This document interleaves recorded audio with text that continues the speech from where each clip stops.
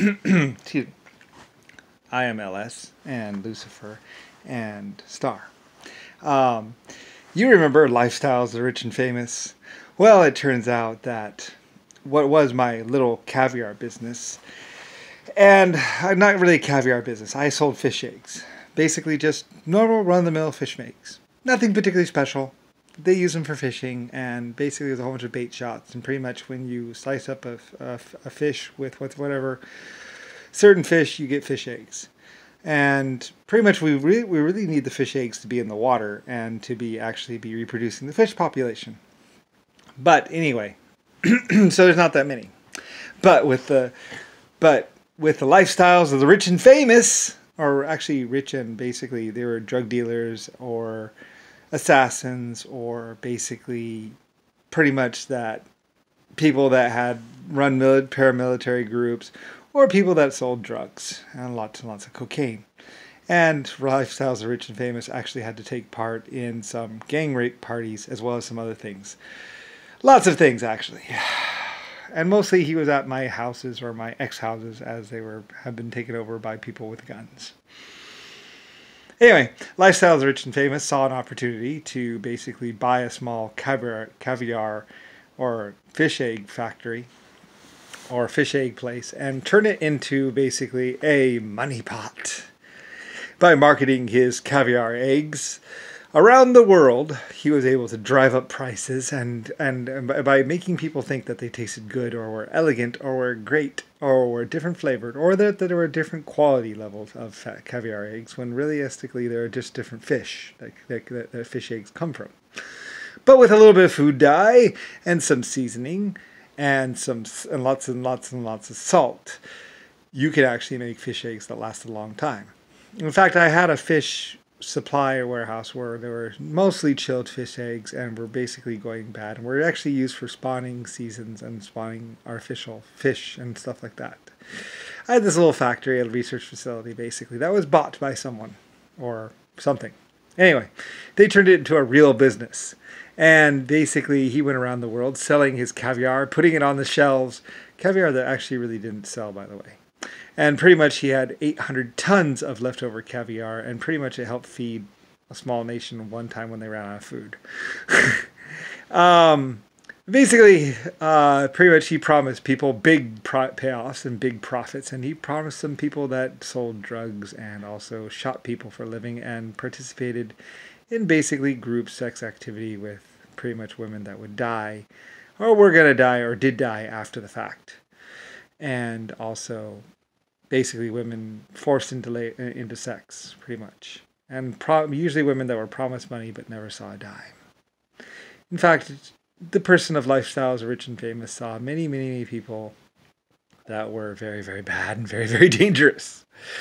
And he sold them caviar and other things, and also asked for money for other things. Anyway, to the tune of $280 million from the kinds of people that you don't say you don't have the money to, pretty much.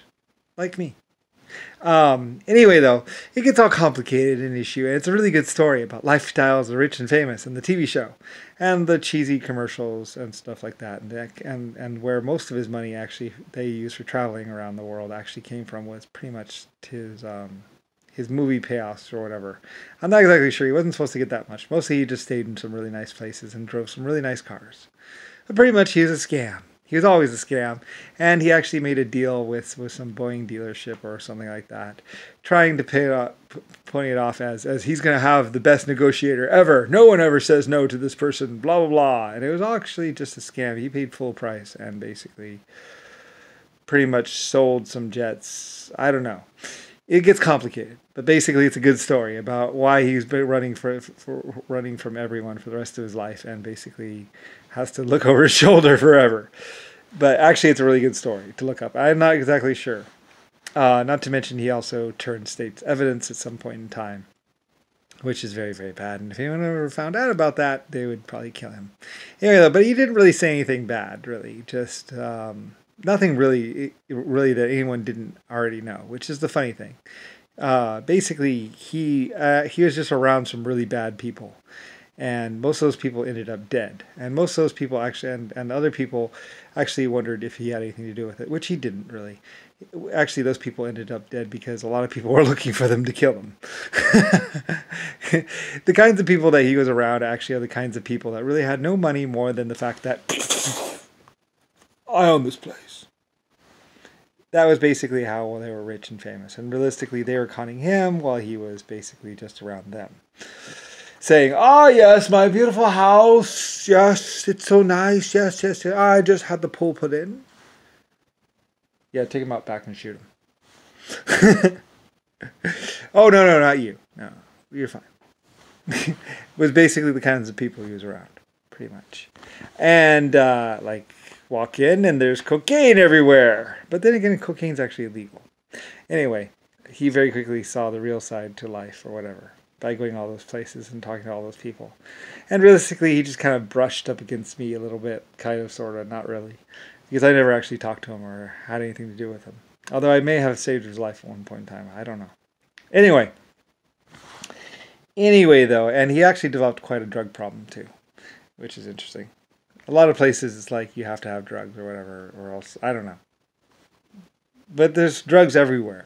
There's tons and tons of cocaine. I had this whole warehouse that was like 50,000 square feet or 5,000 square feet that was nothing but cocaine or opium. 200-year-old opium, by the way. Yes. A very good year. It had the dates on it.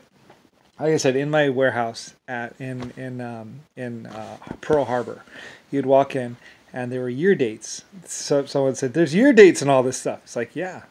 19 blah blah blah blah blah. Every year that opium was ever manufactured, I have one bag from every year, or had one bag from every year that heroin or cocaine was ever refined from, since the beginning of time, pretty much. Britain took care of it, Germany took care of it, Britain took care of it, America, United States, not so much. They decided to steal it all and sell it. Some Marines finally realized it somewhere around 1940 or 1930 that there's all this cocaine and opium in there and decided to take it all. And it also had year dates on every single bag. There was a lot of cocaine and heroin in there. All the way from the 1200s or 1500s. Like some of those dates actually went back to year 1200. Since cocaine and opium was brand new to the world. Very first one. Very first bag I ever made. There might have actually been a bag in there from year 30 or year 300. 0300. And that might have been their first clue that they were making a mistake. But probably not. Anyway, lots of things would happen between 1800 and 1900 and the future. And somewhere along the lines, I would have a conversation with a lot of different people. And they would think that they won and they had power over me. A lot of people did. And then they would find out the hard way that